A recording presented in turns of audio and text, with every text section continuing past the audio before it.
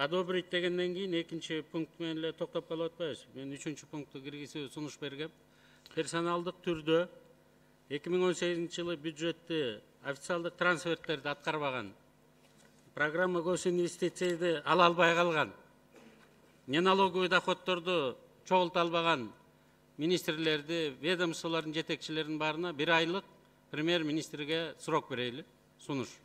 Персоналдык түрдө. Бул эми 2018 жылдык республикалык бюджетти мыйзам катары биз жыл сайын оюнчук көрбөшүбүз керек да. План да бул. План аткарылган жокпу? Аткарылбаганын баары кетсин. Аткарам дегендер келсин 19-жылкы. Мен ушуну сунушту коем, коллегалар колдоп берсе, 1 айдын ичинде Мухаммедкалый Дүйшөкеевич чечимиңизди алып келиңиздер дагы. Мындан ары оюнчук кылбагыла, бул килеге мыйзам болсо, парламент, президент бекитип берип атса, муну оңдоп коюп эле анан кетип кала беребиз.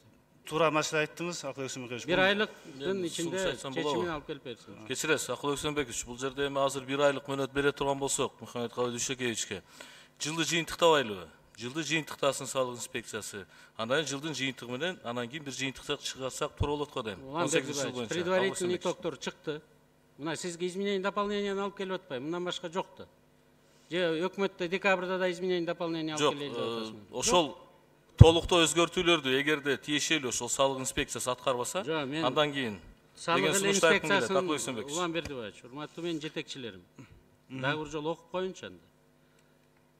Официальные трансферты недополученные 3 миллиарда 847 миллионов сом. Официальные трансферты в бюджет не пришли. Неналоговые доходы меньше, чем в прошлом году, на 4 миллиарда 636 миллионов сомов. Программа госинвестиций не выполнена на 14 миллиардов 987 миллионов сомов. Буларга бирөө жооп бериш керекпи? Мен салык инспекциясын айткан жокмун, мен калганын баарын айтып атам. Мыйзам аткарылган жок да. Счетный палата ошону айтып атпайбы? Мыйзам аткарылган жок. Парламент көңүл бургула деп атат. А биз көңүл бургунун ордуна одобрить деп басып кетип калган атабыз. Андай болбосун деп атам.